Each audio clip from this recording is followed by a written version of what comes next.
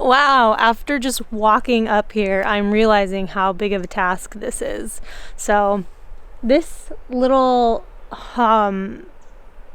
shed here was built by the previous owners who we bought the land from, and they kind of started to build it out as like an not off-grid, but just like as a tiny home guest house, I guess, which I don't know why they wanted to build it way up here on the top of the mountain, but here it is. And we think it's going to be a really, really cool little tiny house. So our goal is to turn this self-built shed into a tiny home that is off-grid. It's going to be quite the task.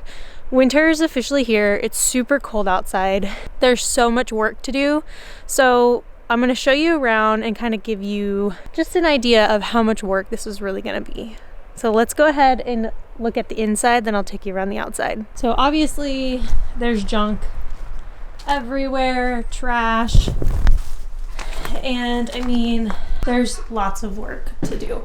So I don't think that there's any power cords or anything like this or like that. I don't know if this is insulated behind here, so I might, geez, he nailed these things. I don't know if it's insulated. This one looks like it's only got 2 nails in it. I might take that off to see if he insulated these walls. Dang, he did every side but this side. I guess I never really looked too hard at it before because, you know, we really weren't planning on doing anything with it right away. He's got a bunch of wires connected. I'm gonna rip all of that out. He said he just ran an extension cord up here, so we're just gonna take all of that out and do it our own way to make it off grid, kind of like we would do a bus build, but just in a cabin. So it'll be ran off of solar, and maybe like have a portable power station up here or something that's connected to solar. We'll see, I don't know. But I'm gonna guess that he did not insulate. I don't know if it'd be even worth it to try and take all of this OSB down and redo it.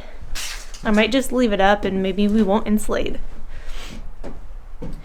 And I don't know what I'm gonna do. So feel free to let me know what you would do in this situation. But the biggest thing, the first thing that I really have to do is clean. There's literally garbage everywhere. And that's not even a lot. One good thing though is we probably will put like a wood stove in here, which I'm gonna try and thrift. Got plenty of wood, plenty of firewood. But again, there is just so much garbage and trash that I have to clear out. So that's going to be the biggest mission. And then after that, obviously organizing this mess. My biggest issue with that, like the hardest thing, is going to be getting, and again, here's 30 years worth of trash that has been piled up, and it goes on over here too, just a little bit. So my biggest thing is we are up on basically the side of a mountain, and we don't really have anything that will get up here vehicle wise. We just sold the Jeep. Anything else that we have probably is not a good idea to be bringing it up here. We do have a tiny little wagon, and I want to probably just try and find a bigger wagon that I can use. I know Isaac eventually wants to get like a gator or something that we can use to pull it, but for now we don't have that. So it's gonna be, oh, I think I see a wagon down there. Woo! And I'm falling through stuff. I'm definitely really scared to get into this big trash pile because I don't know what's underneath that, what critters and stuff are underneath that. So I'm gonna be heavily outfitted with gloves on, and I'm probably gonna start with like a shovel to move things around, and I'm just gonna slowly every single day that I'm out here take that wagon, fill it up, take it down to our trailer, load up our trailer, and then as soon as that gets taken to the dump, load it up again. But my goal when I'm working on this project is to load up that trailer with trash and then work on the tiny house. And so my goal with that is that we're not having to face this massive pile of garbage like at once. So I can just slowly get the trash out of here while also slowly building this out, and then in the end it'll all come together. And I just feel like it's going to take so long to get all of this trash out of here that even just moving a little bit at a time is going to make a big difference in the end if we finish the tiny house before we get all the trash taken care of, because I feel like that might be the case. So I also wanted to show you guys the upstairs of the tiny house. So let's go check that out. So as you can see, it's definitely old. I don't know how long this has been here. There's a ton of, I don't remember which one it is, but leaves of 3, let them be. So there's definitely lots of leaves of 3 down here. I'm gonna have to figure out how to kill that. And then this whole thing here, a little bit sketchy. I actually haven't gone up here, but I'm going to now. I mean, it's pretty solid. Feels pretty solid. Oh, this is not. This is like wet and it's moving. That's not good. Okay, there's the insulation up here. It definitely needs to be replaced, and he only put a little bit. So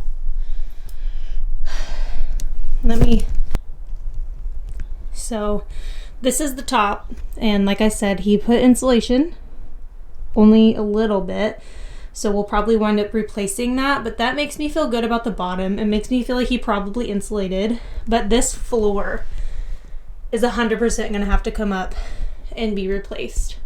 So our plans for that is probably just have like a couple of bunks up here for extra sleeping. I might put a window on the other side. I think that'd be really cool. Maybe put a little window in the door. But like, this is your view. Like when you look outside from here, this is all that you see. It's beautiful.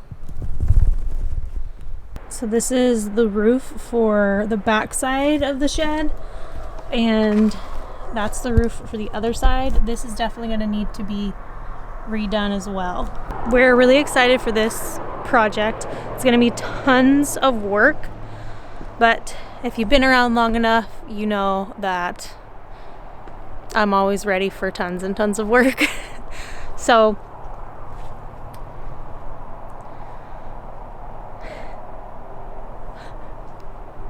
I'm just looking at this and I see some things and I'm just like, he definitely, and I think he told us this, that he would use like a lot of reclaimed materials, and you can tell that like these were used, and this is what he used to hold them up. Shelf L brackets and like the cheap ones. So definitely want to upgrade some of that stuff. But it's absolutely beautiful. I mean, the views are phenomenal.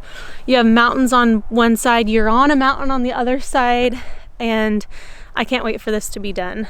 So that's what it looks like. That's all the work that we have in store for us. I feel like I keep saying us because I'm sure Isaac's gonna help here and there at some point, but this is like a big project that I will be focusing on and starting on, and I don't know when Isaac's gonna be able to jump in on this. So this is just a solo project for me for now, but I'm so excited. I don't know why.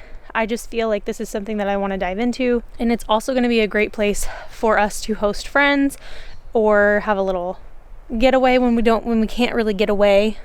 There's just so much potential with this little tiny house, and I'm really excited to dive into it. Like I said earlier, the only thing that we have that I can move all this trash with is a tiny little like kid play wagon, those little red ones, the flying whatever, and that's just not super realistic in the long run. So I've been searching online for like a bigger, more heavy duty wagon And I was looking on Facebook Market, and honestly, they're all about $100, and I could buy a brand new one with 800-pound capacity for the same price. So I'm thinking about just ordering a wagon online. I want to look up the flea markets for the area and go check out some flea markets and stuff and see if I can find one there before I do that, though. And I have often in the past found wood stoves at flea markets for really good prices that needed to just be restored. So that I think is something that we might do for this tiny house instead of like ordering a brand new wood stove. So lots of things. And then as far as materials, I am going to try and find as many deals on materials as I can as well, because price of lumber is just so high right now. So I feel like this is going to definitely be a very interesting tiny house build. And then everything going in it, I think would be really cool to thrift and refurnish and stuff. So that's all going to be happening over the next however long this is going to take, and all through the winter, which I'm not necessarily, I am looking forward to it, but I'm not. I have never been fond of the winter time. Just recently I've felt, I don't know, more connected to the winter months. I don't know why, but I have. So I'm just looking forward to this build and the journey I'm about to embark on, trying to turn this old shed that's worn down into a beautiful off-grid tiny house. I'm also really curious to see what we find in this big pile of trash. The previous owner said he's basically been dumping his trash and anything that he like didn't want. He's just been dumping it in that pile for 30 years. And he was like, oh, it's my trash composting pile. It never gets bigger. And so who knows what we're going to find? Who knows what's living down there? I am the most nervous about that. But I mean, it's got to be done regardless of whether we're doing it to make this, to build the tiny house. We just want to get that trash out regardless. So we feel like it's going to take years to get all this trash out. But once we really get into it, we'll have a more realistic idea of how long it's really going to take. So I wanted to kind of just show you guys around, show you what we're working with. And this is basically the whole before video. So if you're watching this video now in real time, then you're going to be able to go through this process with me and kind of see what it was to what it becomes. And I'm really excited to share that with you. And I hope that you guys enjoy it. If you are watching and you are not subscribed, please consider subscribing if you want to follow along this wild journey that I'm about to embark on.